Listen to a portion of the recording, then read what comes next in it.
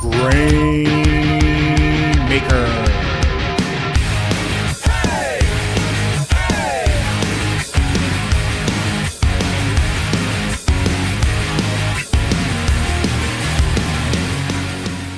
Welcome, everyone, to the Grainmaker Wrestling Podcast, a Prairie Proud wrestling podcast covering everything from Winnipeg to worldwide. My name is Blair Pacheco. I hope you're doing well, having a great day, evening, weekend, whenever it is you're sitting down and listening to this. Now, I am very excited for my guest this week. You know, it's someone who I've followed for a while. I found out a few years ago they were doing commentary out west, and it was one of those people that I was like, if I could ever get them on the podcast, and couple quick messages to an outside source, and they put me in touch, and here we are joining me on the podcast, one of the voices of a few promotions out west, Peter Brown. Peter, how is it going? It's going great, man. I'm happy to be here. Thanks for sending out the invite to our mutual friends. It's one of those things where it's like, I figured, maybe Peter, it's probably a busy guy, so I'm going to just test this a little bit and be like, hey, do you think he'd be interested? And he's like, send him a message. I was like, hell yeah. Always happy to contribute to the world of professional wrestling. Now, I have to ask, what was your introduction to wrestling? Where did the love for it first develop?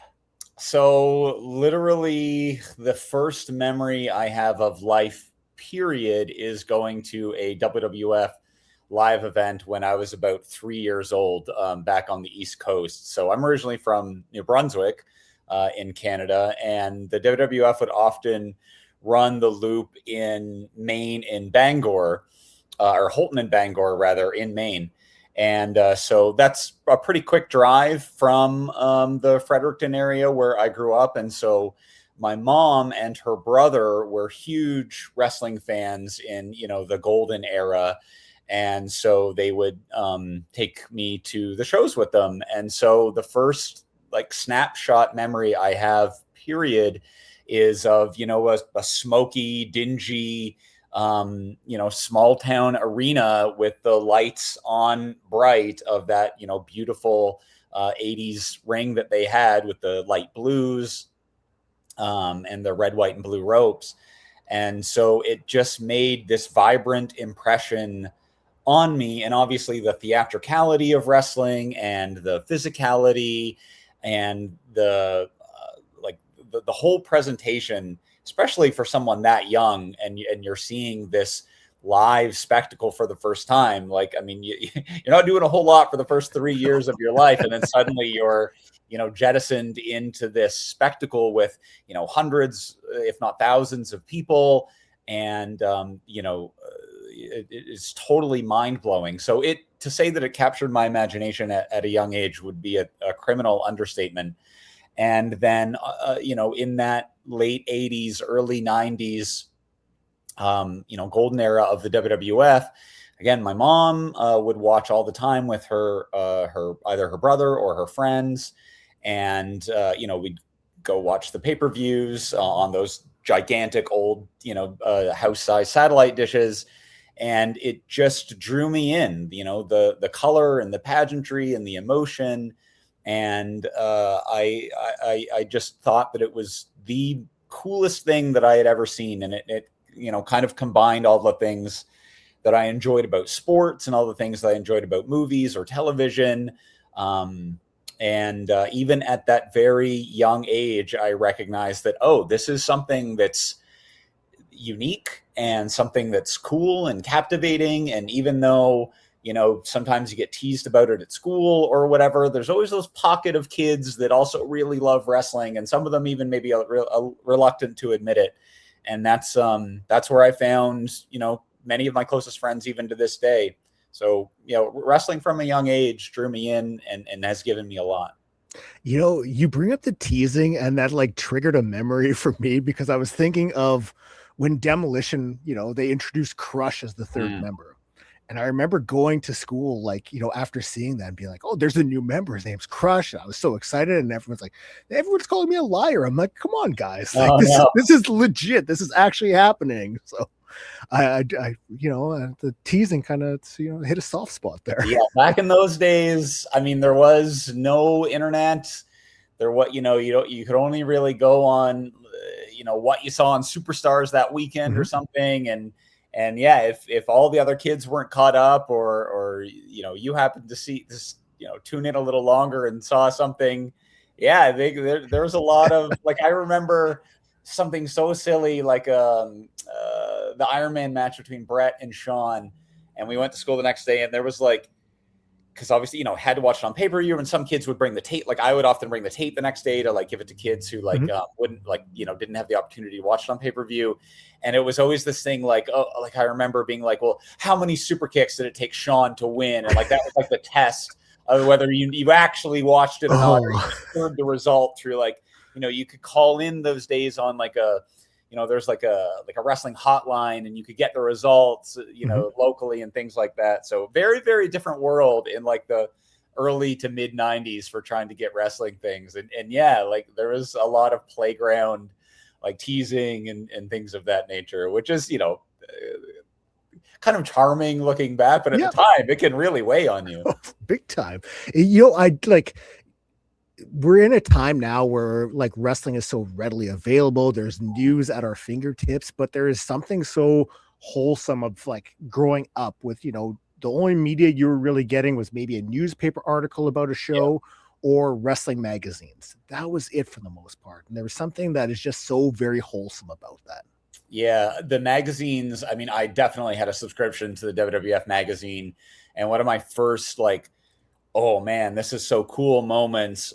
So like, if you'll recall, or if others might recall, back in that era, there was a section in the magazine where like you could send in, like, it was like a fan section essentially, and you send in a photo and fill out like a little questionnaire, and they would select folks to be in the like the fan section of the magazine. And so my sister and I were lucky enough to be like, there's always two. And so my sister and I, we obviously we submitted them together, and we were selected one month in the magazine, and it blew my mind. Like, here I am leafing through the superstars of the World Wrestling Federation, and then suddenly there, is my sister and I, me sitting in front of all of my wrestling figures, and her with her, authentic Bret Hart sunglasses that he would have given her at ringside at live events, which I was always bitter for. I hated that he gave them to her and not me. That's why I was a Sean guy, but that's conversation for another day.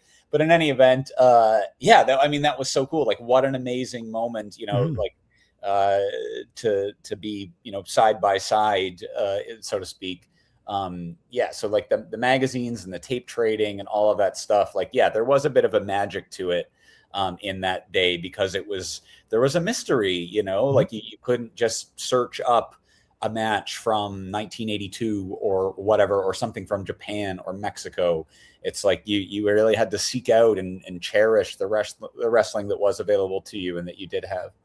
Did you ever check out from your fandom, or did you stay pretty glued into it? I stayed pretty glued in because, like I kind of alluded to earlier, so many of my close friends, like through elementary school, junior high, and especially high school, were all wrestling friends. And so, in high school specifically, we would, at that time, you're working a part-time job, you got a little bit of money, you'd all go to your buddy's house and all chip in $5 or something to watch the pay-per-view that month. And, it was a good opportunity to get together and socialize and stuff. And then in university, I had a apartment off campus with some friends, and that was the hangout spot for wrestling. Like, every Monday night, like, people would come over to watch Raw, and then certainly would come over to watch whatever the pay-per-views were. So yeah, I stayed super consistent all throughout, and then at every stage in my life, I would just kind of, no matter where I was, because I moved from New Brunswick to British Columbia when I was about 20, which is crazy because it's almost 20 years ago now. But the people that I found immediately coming to Vancouver were wrestling fans, and so I always stayed invested in one way or another. Like, even if I wasn't watching, regularly, because there's just so much programming, it's hard to keep up. I still stayed up to date, whether it's social media or, podcasts or whatever it is. So even if I'm, not watching religiously on time every week just because life gets in the way or there's just other things going on. I still definitely have a firm interest in both the WWE specifically, but the wrestling business more broadly around the world, because wrestling has exploded over the last 20 years in a way that I don't think people thought was going to happen after the WWF bought the WCW.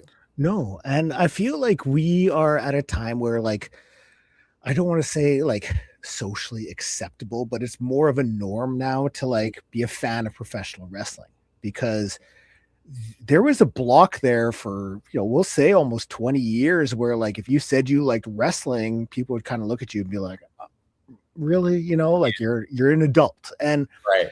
I remember, this is about, we'll say 12 years ago or so. And I only want to touch on this because people may remember your name, and you were on season 1 of Big Brother. And I remember watching that show, and I'm sitting there listening. And I was like, I think he just made a Booker T reference. And like, I said it to the person next to me, and they didn't care, and then even at the end, it was like, okay, there's a CM Punk reference. And I'm like, okay, so like, it's not just me that is a nerd. Like, there are other people out there who love wrestling. And that was a moment for me where I felt like, okay, yeah, it is okay to be a fan of wrestling. It's okay to like it and, show that you're into it. I completely agree. And I always found it silly when people are like, oh, you still watch that? It's fake, right? Like, it's entertaining. Yes. Movies are fake. Television shows are fake. Theater is fake.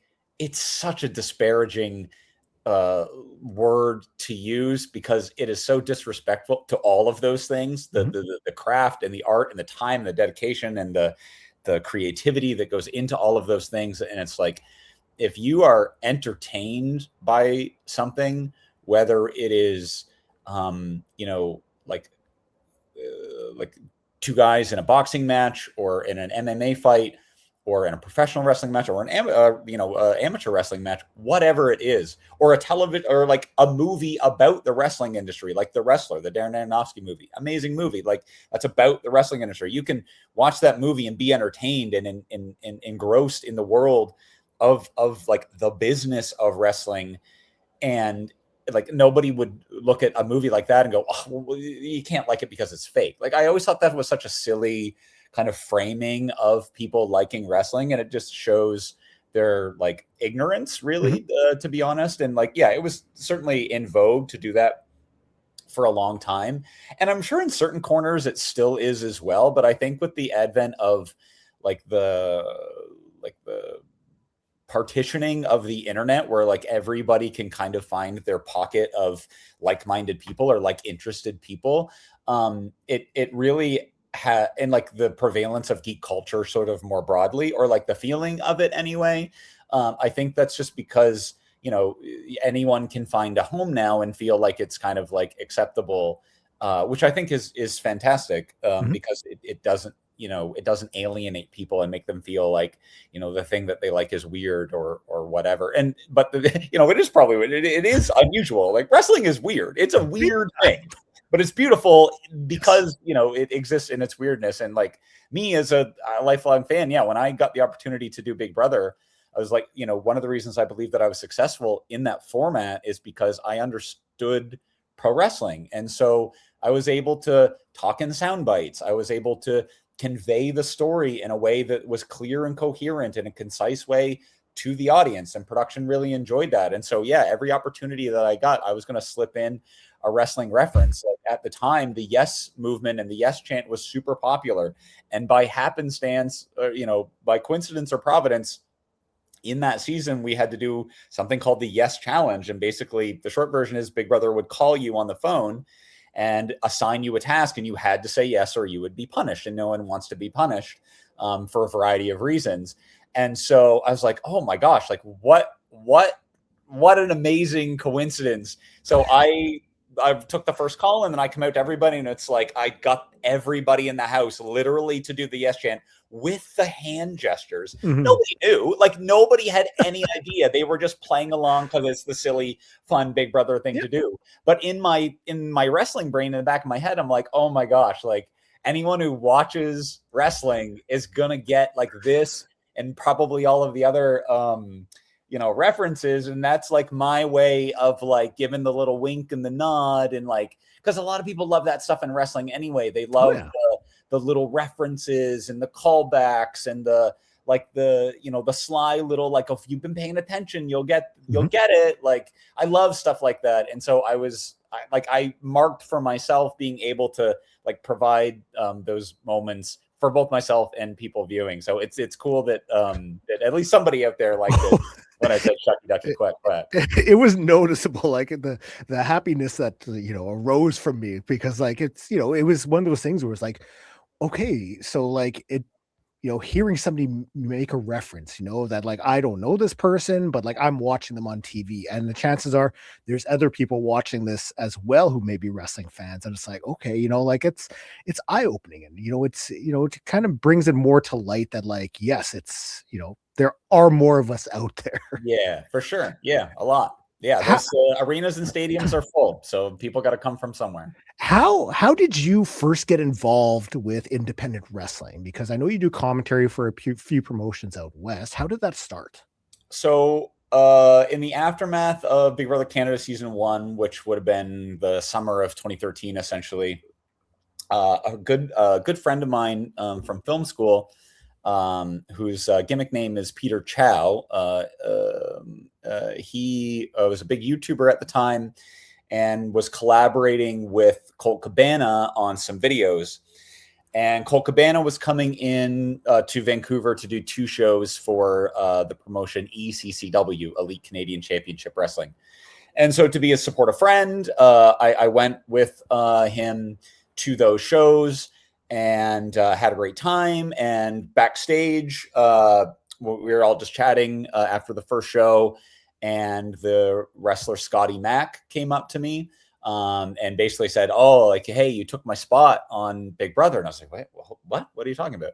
And so apparently Scotty had applied as well, and made it pretty far in the process, but unfortunately didn't make it into the game. But we kind of laughed about our mutual love of Big Brother and pro wrestling, and struck up a pretty quick friendship. And not long after, Scotty recognized both the value that, in passion that I could bring, and Peter Chow could bring to ECCW, and brought us both in as characters, which was huge. I mean, like that's, living one dream. Like, Big Brother is something that I love very, very much, and using, the leverage that I had from, that season 1 to go into something that I've loved for my entire life. Pro wrestling was kind of this surreal, dream come true moment that, felt like the stars were really aligning. And so, yeah, very quickly became good friends with Scotty, and he started using us on the shows. Initially, basically, I would just sit on the stage and take notes, like pretend like, I was like a scout, essentially, like looking for a talent to manage. And so I would always be there, kind of like, is he part of the show? Isn't he part of the show? Like, isn't that the guy from the thing or whatever? And I would just sit there on my iPad and like, just kind of observe and yada, yada, yada. And, that led to me to managing some different talent there at the time, which was a lot of fun. And, got to live my Bobby Heenan dreams of, being at ringside. And, I say the one skill that I have is I can make people not like me pretty easily.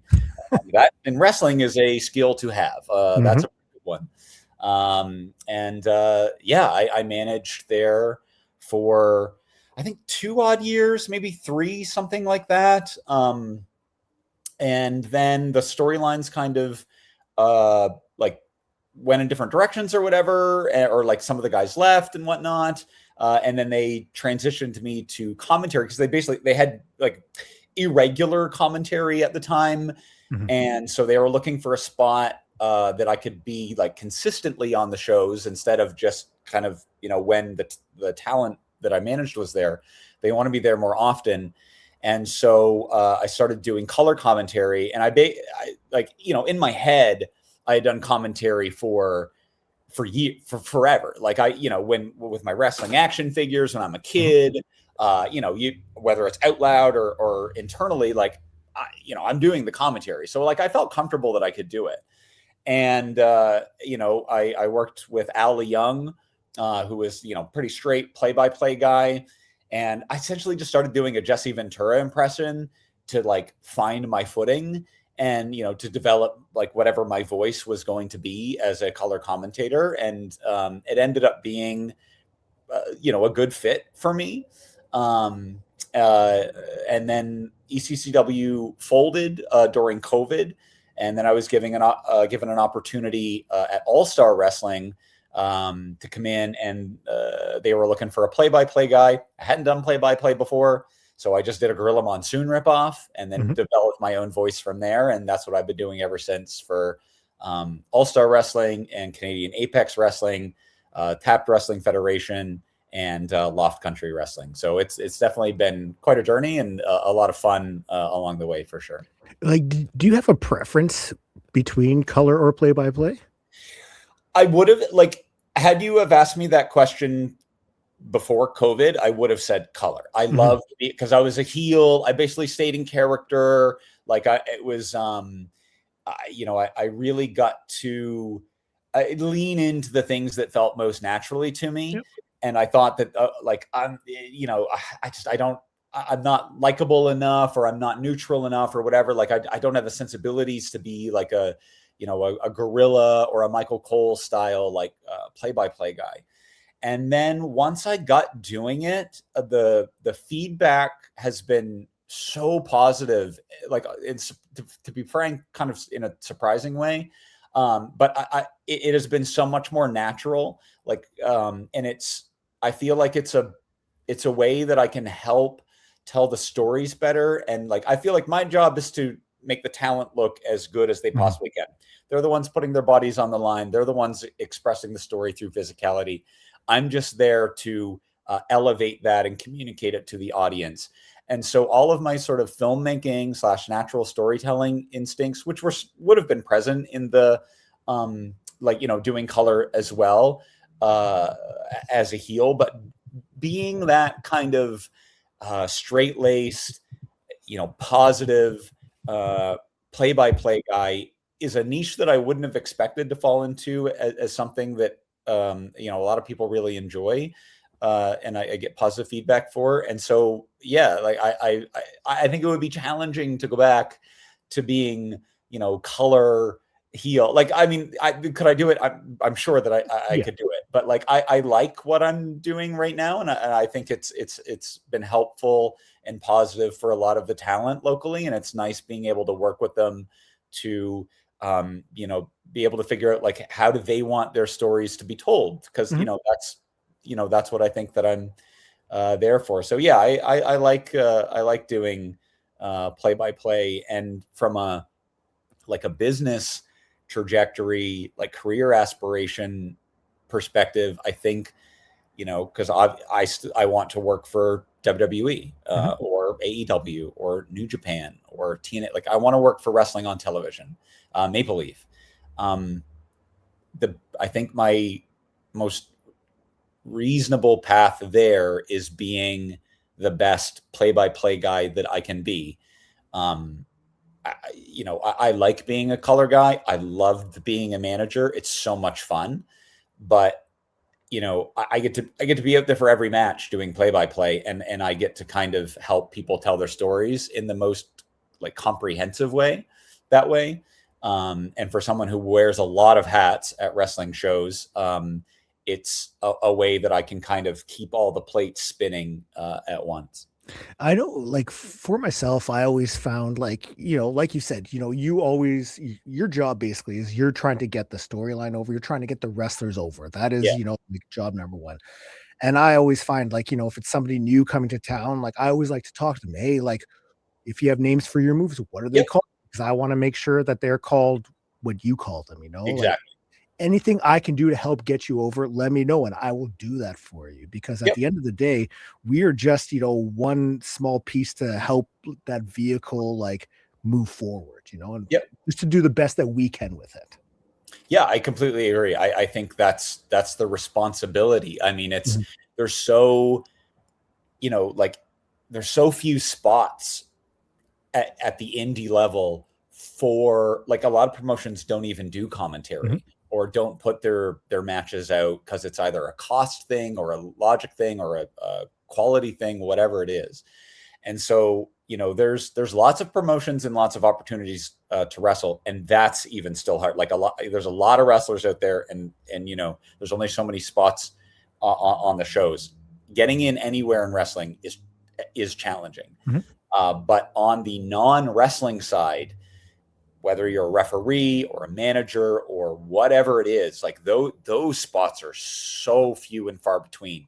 So I think anyone who's lucky enough to be in that position has got to take it seriously. Like I've never looked at it like, oh, it's just an indie show or whatever. Like I've always had the mindset of this is Monday Night Raw or this is SummerSlam or whatever. Like this is an event, and I have to approach it like a professional would, like, because it's, you know, it's like kind of, you know, you dress for the job you want while you perform to the level of the job that you want as well. And so if I showed up and phoned it in and didn't talk to the guys and didn't know the stories and didn't know their moves and just kind of winged it, okay, like maybe I can do a good job winging it.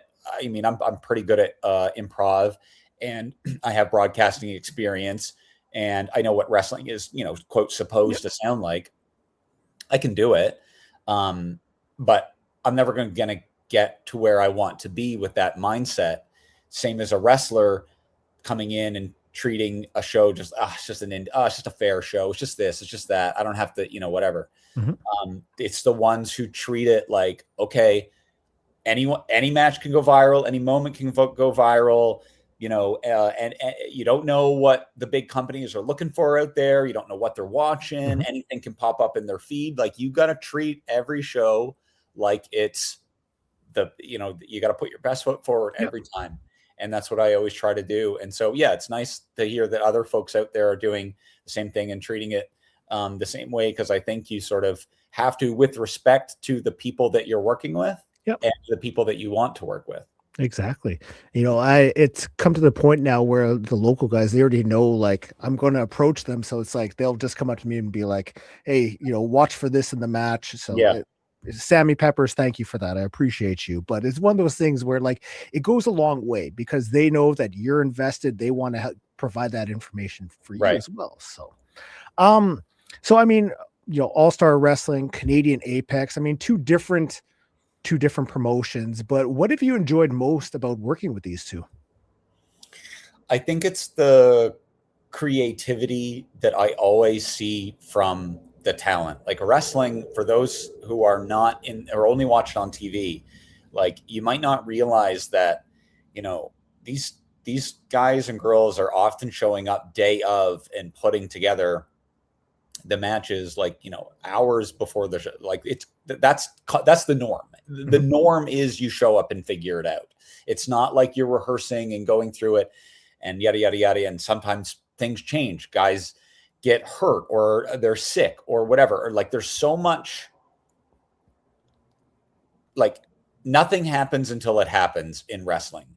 And there's so much planning and there's so much, like, last minute decision making, or you got to pivot here, or this story has to change, or whatever it is. But the ability for people to adapt to all that, I have such respect for everyone that can do that. And to be able to kind of, like, ping pong myself around at all of these shows. And, you know, because people rely on me for, you know, as a source of information or authority or whatever. Because, you know, I'm also kind of, I don't just do the commentary. I, you know, do a lot of the other kind of behind the scenes stuff as well. So it's fun for me because it's kind of like, you know, it almost feels like you're showing up cold in the afternoon and you've got to put on a 3-hour play live with no rehearsals and no redos in a few hours. And it's, and to be able to watch that be put together and help with the input to whatever degree that I need to, or am asked to, is so rewarding creatively. And then to be able to be in the position to watch it unfold from the best seat in the house, and to be able to help elevate that, is just so cool. Like, I mean, it's, you know, sometimes, you know, like I work on set every once in a while, you know, like obviously, you know, Vancouver's, they call it Hollywood North, and it's like, you know, it's fun to be on set, whether you're an actor or background or PA or director or whatever it is, whether it's a big, you know, a major production from a huge studio, or whether it's a run and gun that you're doing with your friends over a weekend. It's like, it's fun to be in creative environments, and wrestling kind of scratches all of those itches. But the different, you know, instead of a movie where it's like, you shoot it and then you got to edit it and go through the whole, you know, post process, and that can sometimes take, you know, way longer than it should. But wrestling, it's like you show up and then you do it, and it's like, oh my gosh, how fun was that? I can't wait to do it again. So like the thrill of it live is just so much fun, and it's impossible, I think, to replicate in any other medium. That's why wrestling is just the best form of entertainment. Like I call it live action combat sport theater, because that's what it is. It's everything rolled up into one, and they go out there and do it, and they do a really good job. Like I'm always so impressed with the level of wrestling talent in British Columbia, and those that, you know, are either come in from Alberta or Ontario or from Portland or Washington in the States, or wherever. It's always just so cool to see how many people love it and dedicate themselves to it. I think one of the things that I really enjoy is seeing people's creativity come to life, you know, when you can see them talking about an idea, and, you know, people are spitballing, getting it all, you know, figured out. And then you're there and you witness it live in front of you, and you know all the work that's gone into it. And I find that to be so rewarding, you know, especially for the people involved, you know. Like I have no piece of it, but to see what they've created come to life. And I think that is such an incredible thing, because a lot of people, I think, don't realize, you know, what goes into a show. No. And all the effort and all the work that gets put into it. It's not like you just show up, like you're setting everything up, you're doing run throughs. Like there's a lot of work to it. And when you can see the finished product happening in front of you, it is such a great feeling. Yeah. Yeah. You have to be like so open to collaboration and, you know, reactive to last minute changes, and to be able to adjust on the fly like that. Like it's so, like there's a cadence to it. Like there's a speed, and you can tell, you know, the guys that have been around a while, and it's like, oh yeah, up. And then this, okay, that'll change. And then yada, yada, yada. And then, oh, this, that. Okay. Yeah. Good. And that's it. And then other folks that are maybe a little bit newer, it's that, but, you know, 50% slower, which is fine. I mean, that's obviously fine. But like, it would be, I think, so intimidating to come into it cold, and like and to witness the full kind of, like, you know, literally from when the doors open to set up, like to bring in the ring and set up the entrance and all that kind of stuff. And then when the talent shows up to work through all the matches and all of the different things that go on. Like if you were just a fly on the wall to witness that and kind of overhear all of the different conversations and how things change, and because things always change. I think they'd be blown away. In fact, I know they would be, because WWE made an entire like documentary series about it, like Unreal, to essentially show those types of things behind the scenes. And it's like obviously the scale is different at an indie show, but the sort of the moment to moment beats are the same. Like it's exactly the same. And if you're like, yeah, like, you know, some folks might think, well, I'll just concentrate on the wrestling part and that's it. And it's like, sorry, like there's so much else that kind of goes into it. And like I can recall like a similar example. So after Big Brother Canada season 1, I co-hosted their after show on TV for seasons 2 through 4.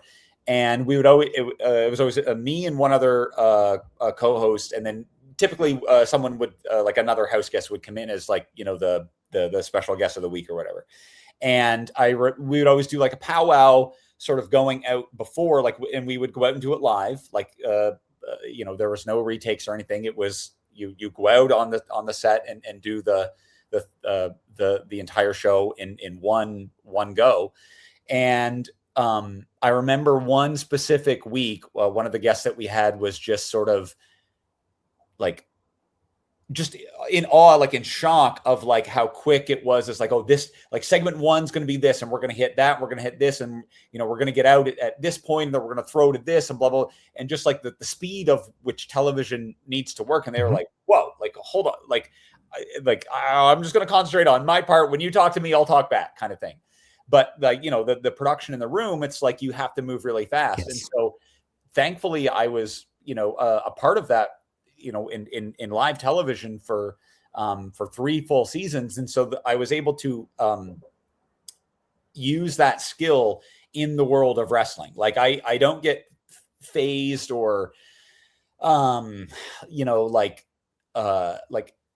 things will always go wrong. Always. Every show, something goes wrong. You can't react to it. You just have to like keep the plate spinning, keep the show going. And that is a skill that I'm thankful to have learned from Big Brother.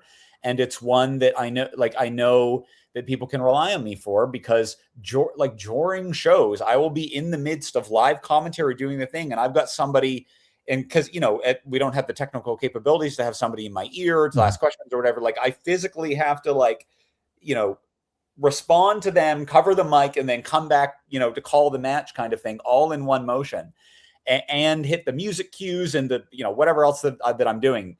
That all comes from like having experience in TV and working on set and knowing kind of what it's, again, supposed to be like. So I can be like a steady, reliable, like people know that they can count on me in those environments in a variety of roles while I'm also performing.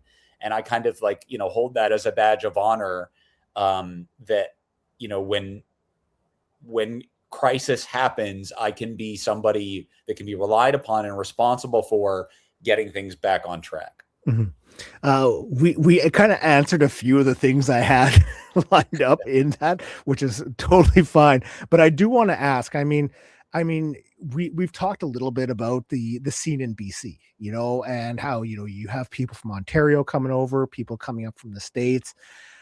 For yourself, I mean, being a part of a few different promotions, who do you feel are some of the people that, you know, like fans should be watching for in the future? That, you know, that they've kind of caught your eye right now and you kind of see like, yeah, there's something here with this person. I mean, an organic local thing that happened that I don't think anyone would have predicted, that I think deserves so much recognition, is what the West Coast Heavies have done over the past few years. So there are 3 guys, Todd Quality, Matt Bronson, Sean Murphy, with Lance Skulls as their manager. And Todd had been kind of in and out for a while, and, you know, never really got to the, you know, main event where he would have, you know, been reaching for. And Bronson was kind of a tag team guy, and all the tag team guys, like all the different permutations just weren't really working out.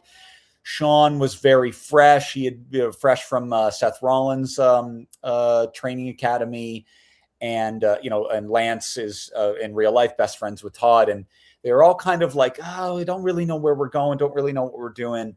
And they, so they formed together as the West Coast Heavies and organically got over as heels in one of the most, I know it was so rewarding for them to go from just kind of guys that nobody really had an opinion of, you know, like, you know, Sean was talented, but kind of generic. And Bronson was tough, but didn't really have much of a character. And Todd was over the top, but didn't really get the opportunities. But then they all came together and they all became great friends in real life. And that reflected in the performance. And they did this, like heel Freebird thing for a while. And the fans just turned them face.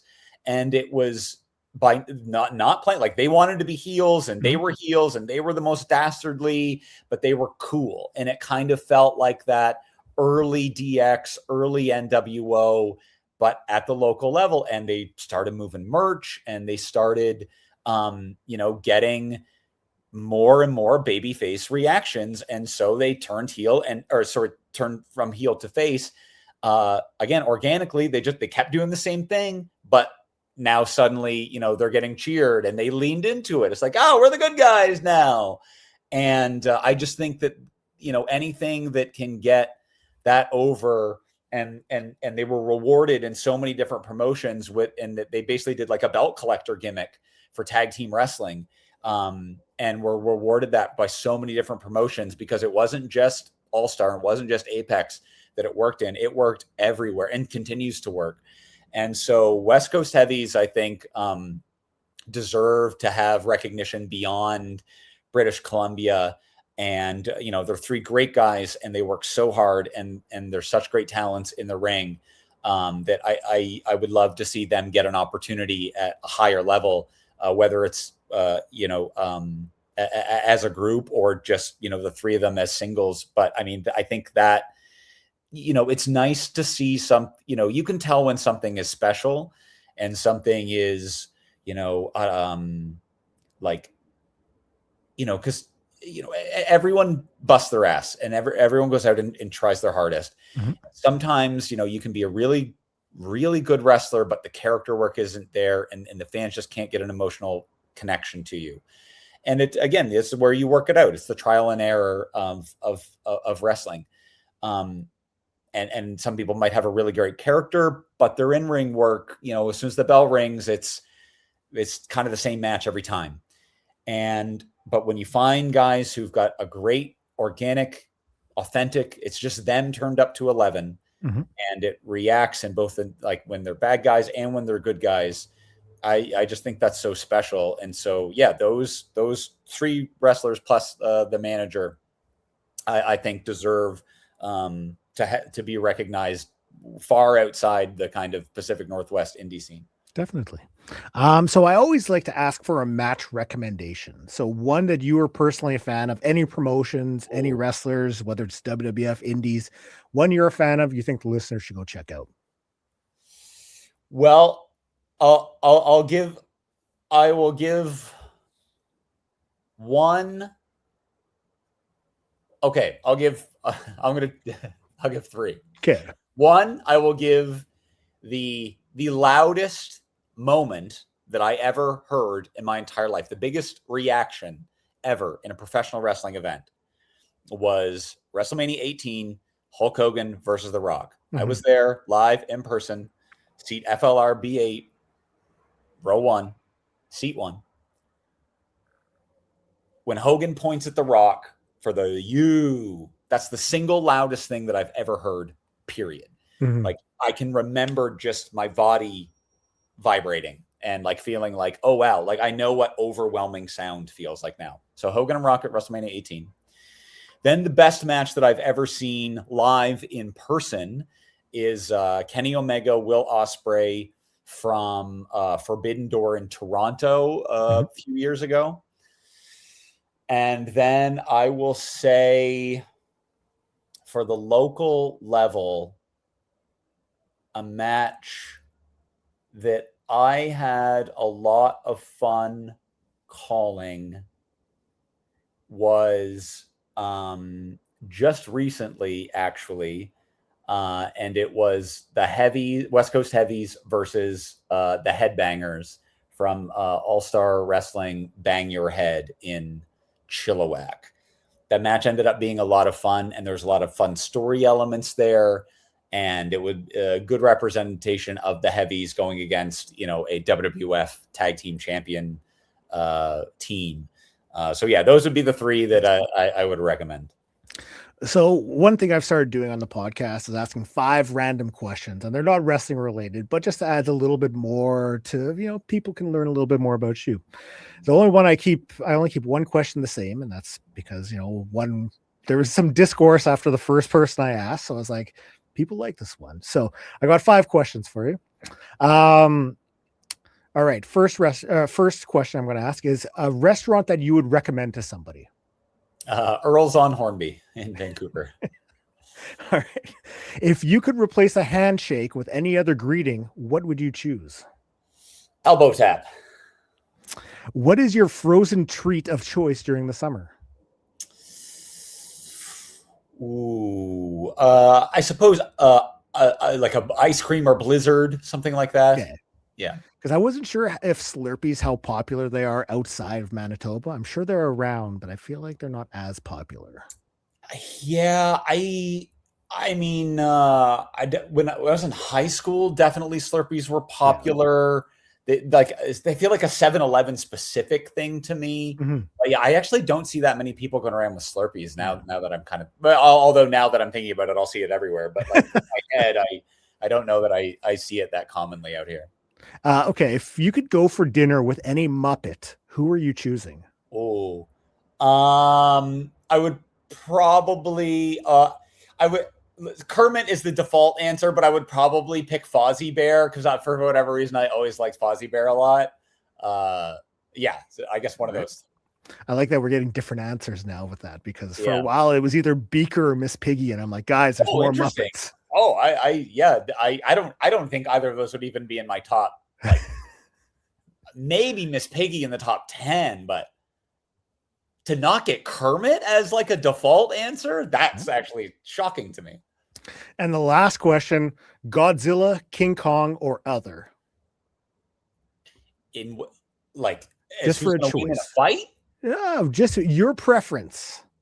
And I put other because I know there's other characters in like the kaiju universe. So. Right. I think King Kong. King Kong. All right. Solid. Where can people find you on social media, or if you have anything else you would like to plug, here's an opportunity. So I'm at also Peter Brown everywhere. YouTube, Instagram, Facebook, X/Twitter. I hate my handle, but because it's so like basically for 5 minutes 12 years ago or whatever, back in 2013, I thought that I'm Peter Brown in real life and I'm also Peter Brown on the internet. I thought that was very clever for like 5 minutes.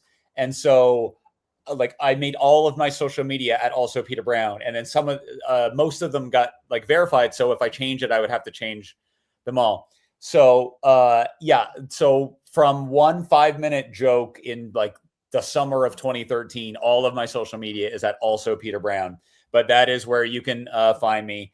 I upload short films every so often on YouTube, which I'm very proud of, and I think are kind of okay. And then you can search for All-Star Wrestling, Canadian Apex Wrestling, Tapped Wrestling Federation, and Loft Country Wrestling, and I will be there doing the commentary for all of those shows as well. So I'm out there on the internets. Awesome, Peter. Thank you so much for joining me today. I really appreciate it. Yeah, thanks for having me. I enjoyed our little chat. Thank you to Peter. Thank you for checking out the podcast. I say it every time. I always say it. I truly appreciate you taking time out of your day to listen to me talk wrestling. If it's your first time listening, you can find me on all social media, Grainmaker Wrestling Podcast, up on all podcast streaming platforms and up on YouTube as well, because we started putting these up on YouTube. So thanks for checking out the podcast. We'll talk soon. Grainmaker.